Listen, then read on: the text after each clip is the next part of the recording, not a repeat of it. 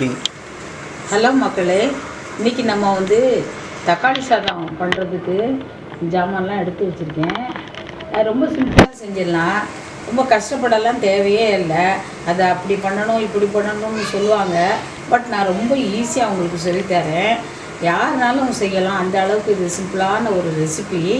அதுக்கு என்ன தேவைன்னு பார்த்துக்கலாமா? ஃபஸ்ட்டு வந்து கொஞ்சம் மல்லித்தழையை கழுவி பொடிசாக கட் பண்ணி சின்ன கப்பில் ஒரு கப்பு வச்சுருக்கேன். அப்புறம் அதே போல் புதினாவையும் கழுவிட்டு பொடிசாக கட் பண்ணி ஒரு சின்ன கப்பில் அதே மாதிரி வச்சுருக்கேன். சேமாக ரெண்டும் ஒரே அளவு தான்.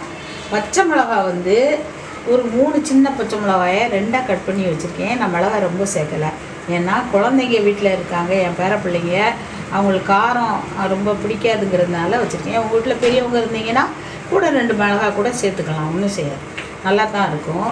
அப்புறமா நான் இஞ்சி பூண்டு பேஸ்ட் வச்சுருக்கேன், 1 டேபிள் ஸ்பூன் எடுத்திருக்கேன். இஞ்சி பூண்டு எங்கள் வீட்டில் நானே அரைப்பேன், உங்களுக்கு அரைக்க முடிஞ்சால் நீங்கள் அரைச்சிக்கலாம், இல்லைன்னா கடையில் வாங்கின பேஸ்ட்டு கூட ஒரு நல்ல பிராண்டாக வாங்கி வச்சுக்கோங்க. அப்புறமா வந்து காஷ்மீரி சில்லி காரத்துக்கு 1 டீஸ்பூன் எடுத்து வச்சுருக்கேன், அதுவும் எடுத்துக்காங்க. அதுக்கப்புறமா தாளிக்கிறதுக்கு வந்து ஒரு 1/2 டீஸ்பூன் சோம்பு, ஒரு 1/2 டீஸ்பூன் சீரகம் எடுத்துட்டாங்க. அதுக்கப்புறம் வந்து 2 பிரிஞ்சி இலை வச்சுக்கலாம். பட்டை கிராமெலாம் நான் போட மாட்டேன், அது வந்து தக்காளி சோறு மாதிரி இல்லாமல் அது பிரியாணி மாதிரி மாறிடும். இது தக்காளி சாதங்கிறதுனால நான் அந்த மாதிரி போடலை. அதுக்கப்புறம் வெங்காயம், 2 பெல்லாரி வெங்காயத்தை வந்து பொடிசாக நீள வாக்கில் கட் பண்ணி வச்சுருக்கேன். அது வந்து 2 பெல்லாரி வெங்காயம், மீடியம் சைஸ் வெங்காயம், அதை எடுத்து வச்சுக்கலாம்.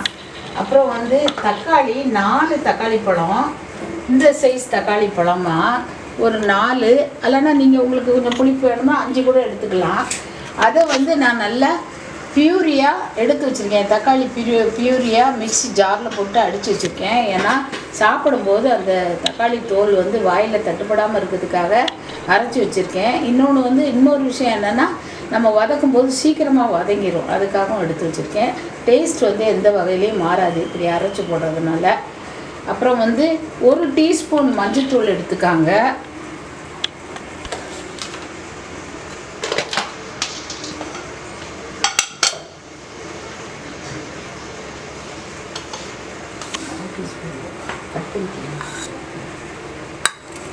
இல்லை ஒரு 1/2 டீஸ்பூன் மஞ்சள்தூள் எடுத்துக்காங்க. அப்புறம் வந்து தேவையான அளவு உப்பு வந்து நீங்கள் பார்த்து போட்டுக்காங்க. நம்ம போடும்போது டேஸ்ட் பண்ணி பார்த்துட்டு அப்புறமா தேவைன்னா போட்டுக்கலாம். முதல்ல கொஞ்சம் குறைவாகவே போட்டுக்காங்க, அதுக்கப்புறம் தேவைன்னா கூட போட்டுக்கலாம். அரிசி வந்து நான் வந்து ஒரு 3 உலக்கு, இந்த உலக்குக்கு இது வந்து 100 பிடிக்கும், 100 கிராம். இதில் வந்து 3ன்னா 350 கிராம் அரிசி எடுத்து ஊற வச்சு, சாப்பாடு அரிசி தான், அதை ஊற வச்சு தண்ணி வடித்து வச்சுருக்கேன். அதுக்கு தண்ணி பார்த்திங்கன்னா 1க்கு 2 அளவுக்கு தண்ணி எடுத்து வச்சுருக்கேன்.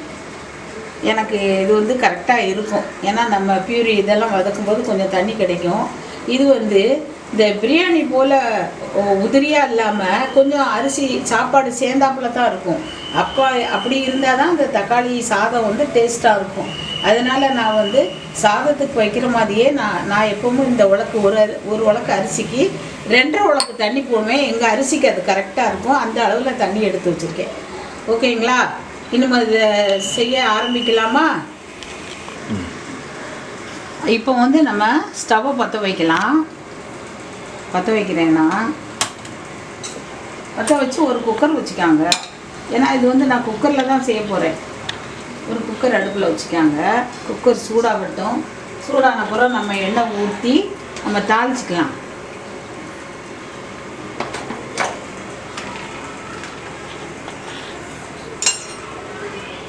குக்கர் சூடாகிடுச்சு.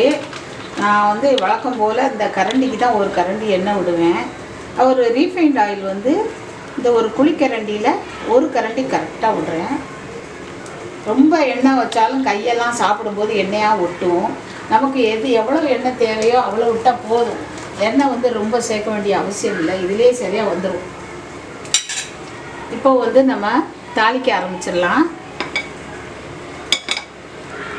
நான் சொன்ன மாதிரி ஒரு அரை டீஸ்பூன் சோம்பு, ஒரு அரை டீஸ்பூன் சீரகம், 2 பிரிஞ்சி இலை, இது மட்டும் போட்டு நல்லா தாளிச்சிக்கலாம். நல்லா வதங்கணும், அந்த வாசம் வரணும். பொரியாமல் போட்டிங்கன்னா அது நல்லா இருக்காது. இந்த இது வந்து எப்போவுமே சமையல் வந்து ரொம்ப சந்தோஷமாக, ஐயோ செய்கிறோமே அப்படி கஷ்டம் அப்படின்லாம் நினச்சிக்கிட்டு செய்யக்கூடாது. ஈஸியாக ஒரு ஹாப்பியாக செஞ்சீங்கன்னா அந்த ரெசிபியும் நல்லா வரும், சாப்பிட்றவங்களுக்கும் அது நல்லா போய் சேரும். அதனால் சமையல் வந்து கஷ்டமே இல்லை, ரொம்ப ஈஸியாக சிம்பிளாக செஞ்சுக்கலாம், யாருனாலும் செய்யலாம். யாருமே சமையலை வந்து ஐயோன்னு ஒரு பாரமாக நினைக்காதீங்க. இப்போது வந்து இது நல்லா வதங்கிட்டு, நான் வந்து இது பட்டை கிராம்பு போட மாட்டேன், ஏலக்காய்லாம். சப்போஸ் உங்களுக்கு அந்த வாசம் பிடிக்கும்னா நீங்கள் கூட ஒரு 2 ஏலக்காய், 2 கிராம்பு, ஒரு சின்ன ஒரு இன்ச் நீளம் ஒரு பட்டை மட்டும் போட்டுக்காங்க, சரிங்களா? இப்போ வந்து வதங்கிடுச்சு. அடுத்தாப்புல நம்ம வெங்காயத்தை போட்டுருவோம். வெங்காயத்தை கொஞ்சம் உதிர்த்தாப்புல போட்டுருங்க, ஆனால் கொஞ்சம் சீக்கிரமாக வதங்கிடுச்சு. இந்த வெங்காயம் வந்து பொன்னிறமாக வதங்கணும்லாம் அவசியம் இல்லை, ஓரளவு வதங்கினா போதும். தீயை கொஞ்சம் குறைச்சிட்டாங்க, ஒரு பாதி அளவு வச்சு மீடியமாக வச்சுட்டாங்க.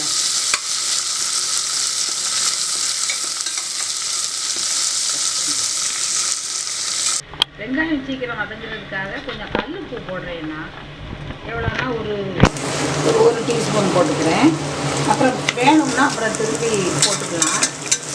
அப்புறம் ஒரு தடவை வதக்கிட்டாங்க. வெங்காயம் வந்து இந்த அளவு வதங்கினா போதும், ரொம்ப செவக்கெல்லாம் வறுக்க வேண்டாம். அதுக்கப்புறமா நம்ம புதினா மல்லியை போட்டுக்கலாம். இப்படியே போட்டால் தான் அது நல்லா சுருண்டு வரும். ஒரு மல்லித்தலை போடுறேன், சாரி இது வந்து புதினா போட்டிருக்கேன். அடுத்தது மல்லித்தலை போடுறேன், அதோடைய பச்சை மிளகாயும் போட்டுக்கிறேன்.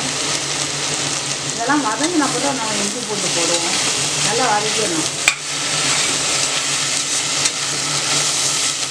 இது மல்லித்தலையும் புதினாவும் நல்லா வதங்கி சுருண்டு கொஞ்சமாக போயிடும், அது வரைக்கும் நல்லா வதக்கணும்.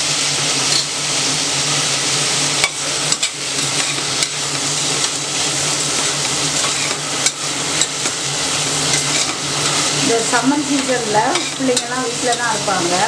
பெரும்பாலும் வெரைட்டி ரைஸ்னால் பிள்ளைங்களுக்கு ரொம்ப பிடிக்கும். அதனால் இந்த மாதிரி செஞ்சு கொடுங்க, உங்களுக்கு வேலையும் ஈஸியாக இருக்கும். ஒரு குழம்பு காய் அப்படிலாம் வைக்கிறது கொஞ்சம் ஒரு நாளைக்கு வச்சுக்கலாம். பெரும்பாலும் இந்த மாதிரி ரைஸ்லாம் செஞ்சு கொடுத்தீங்கன்னா பிள்ளைங்க ஈஸியாக சாப்பிடுவாங்க, நல்லாவும் சாப்பிடுவாங்க. நான் கொஞ்சம் வந்து டீயை ஹையில் வச்சுருக்கேன், உப்பு போட்டுருக்கோம், கொஞ்சம் தண்ணி விடும் இல்லையா, அதனால் பிடிக்காது.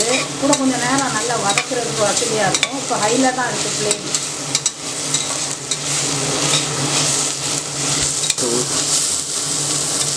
இப்போ வந்து வெங்காயம் நம்ம போட்ட எல்லாமே கொஞ்சம் நல்லா வதக்கி சுருண்டு வருது. இப்போ கொஞ்சம் டீயை கொஞ்சம் சிம் பண்ணிட்டாங்க. அதுக்கப்புறம் வந்து இந்த மஞ்சத்தூள் பண்ணோம் இல்லையா, ஒரு 1/4 டீஸ்பூன் தான் வச்சுருக்கேன்.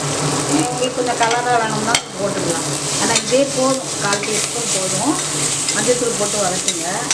போட்ட உடனே என்ன பண்ணுங்கள், அடுத்தாப்புல தக்காளியை போட்டுக்காங்க.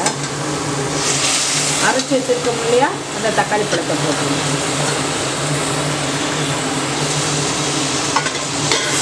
தக்காளியை போட்டு நல்லா வதக்கணும்.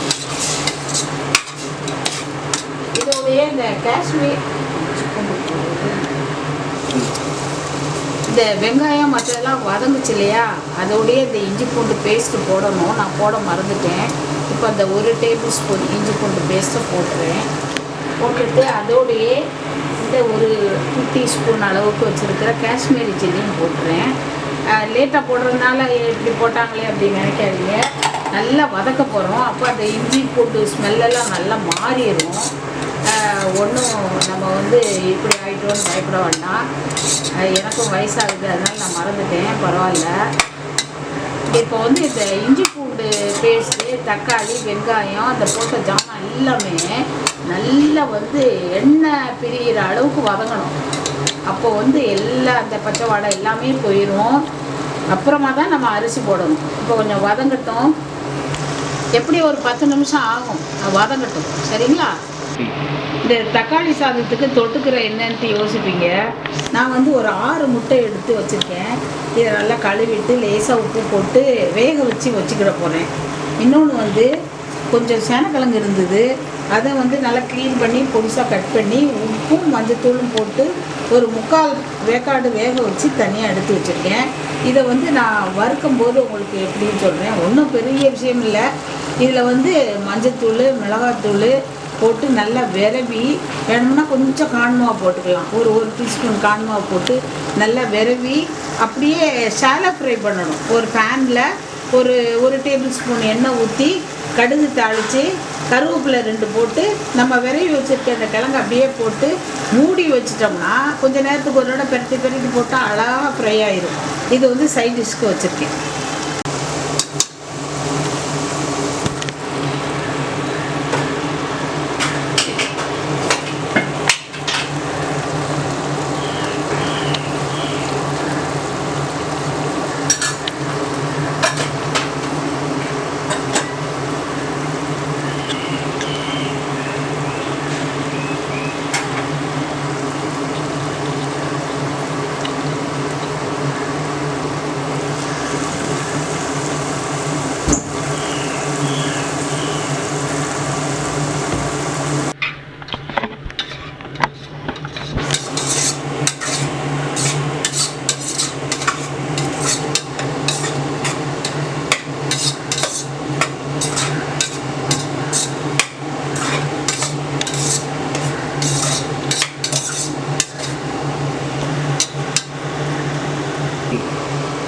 இப்போ வந்து இந்த வதங்குறது பாருங்கள் கொஞ்சம் நல்லா வதங்கிடுச்சு. அதனால் இன்னும் ஒரு 2 நிமிஷம் மட்டும் வதக்கிட்டு நம்ம தண்ணி அளந்து வச்சுருக்கோம்ல அதை போடலாம். இல்லைன்னா நீங்கள் வந்து அரிசியை முதல்ல போட்டு அதை ஒரு பெரட்டிட்டு கூட தண்ணி ஊற்றிக்கிடலாம்.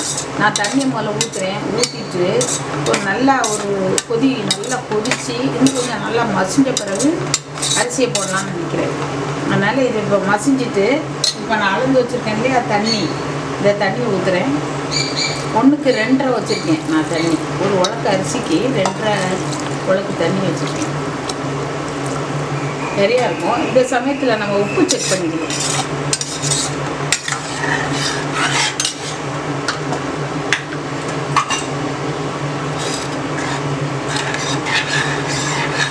தீயை கூட்டி வச்சுக்காங்க. ஃப்ளேம் வந்து ஹையில் வச்சுக்காங்க.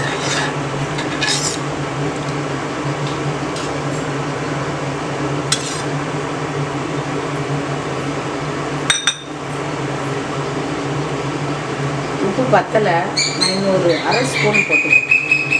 கொஞ்சம் உப்பு சுள்ளுன்னு இருந்தால் தான் நம்ம சாதம் போட்டு எல்லாம் சரி வரும். ஒரு 1/2 ஸ்பூன். உங்களுக்கு இன்னும் நல்ல சுள்ளுன்னு உப்பு இருக்கணும் அப்படின்னா இன்னும் போட்டுக்கலாம். ஆனால் உப்பை வந்து மிதமாக இருந்தால் தான் நல்லாயிருக்கும். இப்போ டேஸ்ட் பார்த்துக்கிறேன். உப்பு கரைஞ்ச பிறகு எவ்வளோ உப்புன்னு பார்த்துக்கிறேன். உப்பு மட்டும் கவனமாக நம்ம போடணுங்க.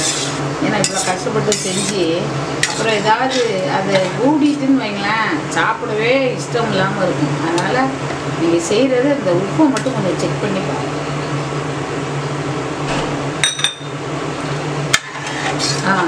இப்போ கரெக்டாக ஒரு கொதிக்கட்டும். அப்புறமா நம்ம அரிசி போட்டுக்குவோம்.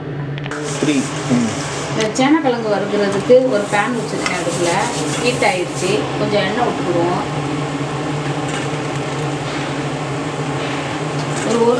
ஒரு டீஸ்பூன் எண்ணெய் விட்டுருக்கேன். இப்போ கொஞ்சம் கடுகு போட்டுக்கலாம்.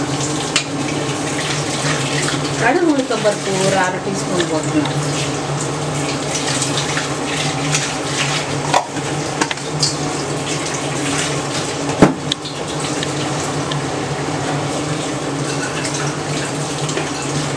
கடுகு பொரியட்டும். பொரிஞ்ச உடனே கொஞ்சம் கருவேப்பிலை போட்டுக்கலாம்.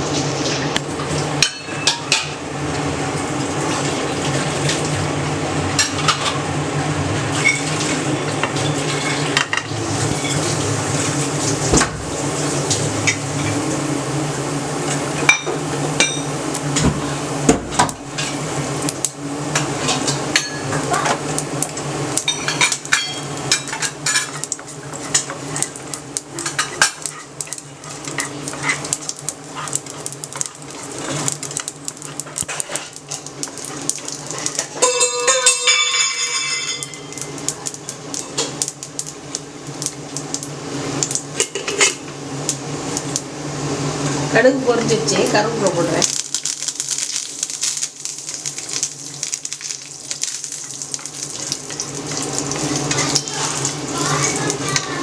இப்போ அந்த வேக வச்சுருக்கோம்ல சேனக்கிழங்கு, அது ஒரு 75% வந்துருக்கு. மஞ்சத்தூளும் உப்பும் போட்டு வேக வச்சுருக்கோம், அதை போட்டுருவோம். இப்போ மஞ்சத்தூள் போட வேண்டாம், ஏன்னா ஏற்கனவே மஞ்சத்தூள் போட்டுக்கோங்கள. உங்களுக்கு சப்போஸ் மஞ்சத்தூள் பத்தலைன்னா நீங்கள் ஒரு பீன்ஸு கையில் எடுத்து போட்டுப்பாங்க. நல்லா வதக்கணும். தீயை மிதமாகவே வச்சுக்காங்க, ஃபுல்லாக வைக்காதீங்க.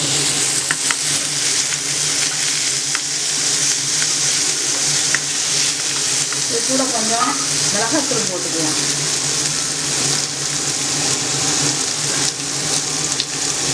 நான் காஷ்மீரி மிளகாத்தூள் போடுறேன், அது கொஞ்சம் கலர் கொடுக்கும் இல்லையா, அதுக்காக. காரம் வந்து லைட்டாக இருக்கும், கலர் வந்து நல்லாயிருக்கும். அதனால் இந்த காஷ்மீரி சில்லி பவுடர் கொஞ்சம் வதங்கின பிறகு ஒரு டீஸ்பூன் கார்ன்ஃப்ளவர் மாவு போடும் இல்லையா. கார்ன்ஃப்ளவர் போட்டோம்னா அது ஒரு கிறிஸ்பினஸ் கிடைக்கும். அதனால் சப்போஸ் ஒரு கிழங்கு சாப்பிட்டு பாருங்கள், உப்பு பத்தலை அப்படின்னா கொஞ்சமாக உப்பு போட்டுக்காங்க. இறக்கிறதுக்கு முன்னாடி கூட நீங்கள் செக் பண்ண பிறகு உப்பு போட்டு மிக்ஸ் பண்ணிவிட்டு இறக்கிடலாம், ஒன்றும் பிரச்சனை இல்லை. அப்படியே அதை வந்து கொஞ்சம் பரத்தி விட்டு ஒரு மூடி போட்டு சிம்மில் வச்சு மூடி விட்டு அப்பப்போ என்ன பண்ணணும்னா பெரட்டி போடணும்.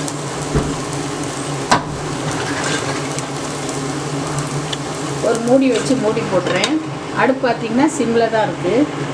அது அப்பப்போ நம்ம வந்து பெரட்டி போடணும். கொஞ்சம் ஒரு 5 மினிட்ஸ் சரியான உடனே இந்த கான் மாவு இங்கே வச்சுருக்கேன் பாருங்கள், இந்த கான் மாவை தூவி விட்டு அப்படியே பெரட்டி போடணும். இப்போ நமக்கு தக்காளி சாதம் பார்ப்போம்.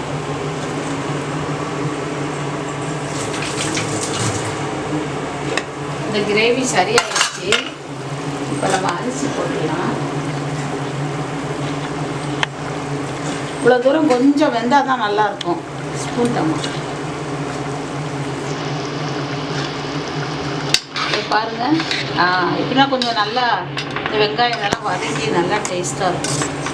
வதங்குனா நல்லாயிருக்கும் இல்லையா, வாயில் கொஞ்சம் கடிபடாமல் இருக்கும். இப்போ வந்து தீயை ஹையில் வச்சுருக்கேன். இவ்வளோ நேரம் சிம்மில் தான் வந்துக்கிட்டு இருந்துச்சு.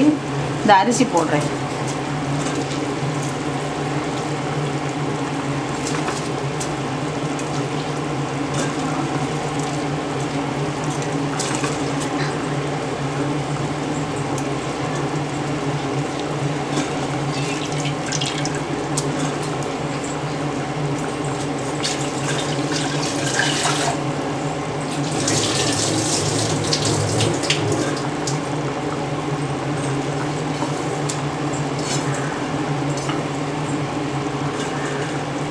அரிசி போட்டாச்சு.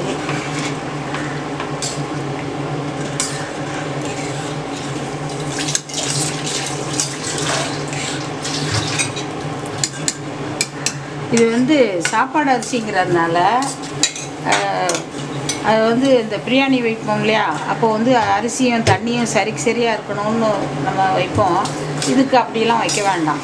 கொஞ்சம் ஒரு கொதிச்சோடனே மூடி வச்சு கரெக்டாக ஒரு 10 மினிட்ஸ் வச்சிடணும். சிம்மில் வச்சு 10 மினிட்ஸ், ஹையில் வைக்க வேண்டாம். சிம்மில் வச்சு நல்லா கொதித்த பிறகு மூடி போட்டு விசில் போட்டு ஒரு விசில் வர வரைக்கும் ஹையில் இருக்கணும். அப்புறம் வந்து விசில் வந்த உடனே சிம்மில் வச்சு ஒரு 10 மினிட்ஸ் கழித்து ஆஃப் பண்ணி நம்ம வந்து ஓப்பன் பண்ணக்கூடாது. அதை ஸ்டீம் நல்லா இறங்கின உடனே தான் ஓப்பன் பண்ணணும். ஒரு கொதிக்கட்டும், மூடி வச்சுருவோம்.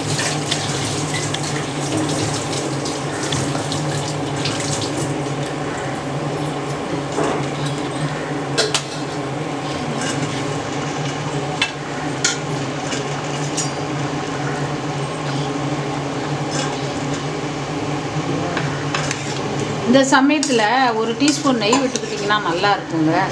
ஒரு டீஸ்பூன் நான் நெய் விட்டுக்கிறேன்.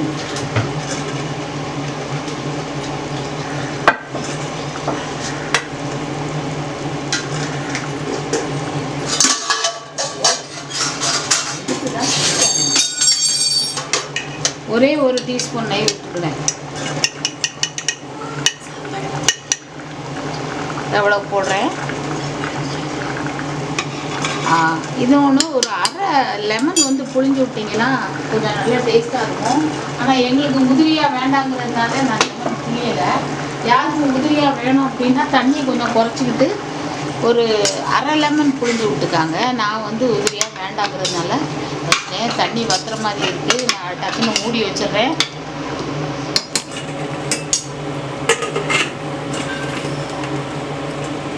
ஃப்ளேம் வந்து ஹையில் தான் இருக்குது. ஃப்ளேம் ஹையில் இருக்குது. இப்போ அந்த சேனக்கிழங்க ஒரு இடம் விரட்டிக்கலாம்.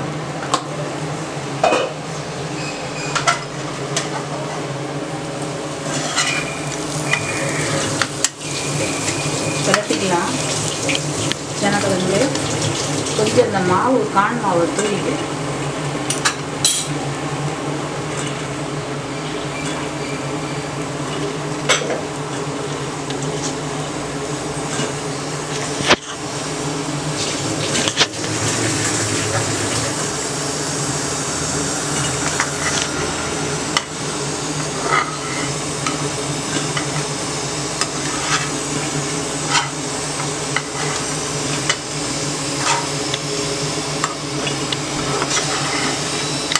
எதுக்காக நம்ம வேக வச்சா உடனே கான்மாவை போட்டு பிரட்டலைன்னா நம்ம பிரட்ட முடியாது. வெந்த கிழங்கு வந்து பிரட்டினா உடஞ்சி போயிடும்.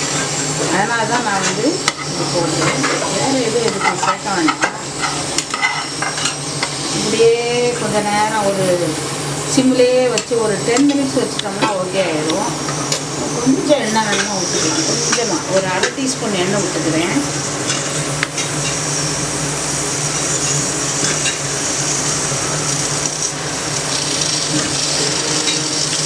இதுவே போதுமானது. எண்ணெய் ரொம்ப விடணும்னு அவசியம் இல்லை.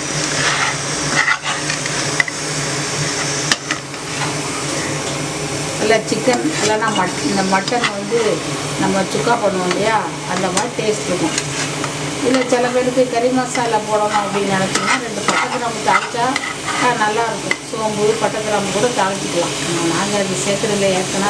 ஏற்கனவே தக்காளி சாதத்தில் சோம்பெல்லாம் போட்டுக்கிறதுனால ரொம்ப கறி மசால் வாடை வந்து வேண்டாம் அப்படின்னு நினச்சி இப்படி நல்லா பரப்பி விட்டு வந்து நீங்கள் மூடி வச்சிட்டிங்கன்னா இன்னும் ஒரு 10 மினிட்ஸில் சரியாயிடும்.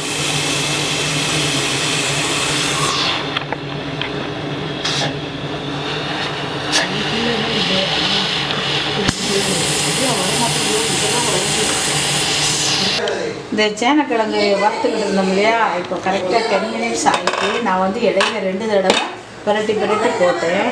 ஓகே ஆகிடுச்சு. நான் ஆஃப் பண்ணிடுறேன். இப்போ பார்த்தீங்கன்னா நல்ல அழகாக இருக்குது. சாப்பிட்றதுக்கு ரொம்ப தயாராக இருக்குது. நல்லா இருக்குது. சேனக்கிழங்கு நல்லா ஃப்ரை ஆகி நல்லா இருக்குது. நம்ம போட்ட கான் மாவெல்லாம் காணாமல் போயிடுச்சு. ரொம்ப நல்லா இருக்குது, அழகாக இருக்குது. இப்போ இது வந்து சைட் டிஷ் வச்சோம். இதை முடிஞ்சு போச்சு. இதை மூடி வச்சுருவோம் திரும்பி.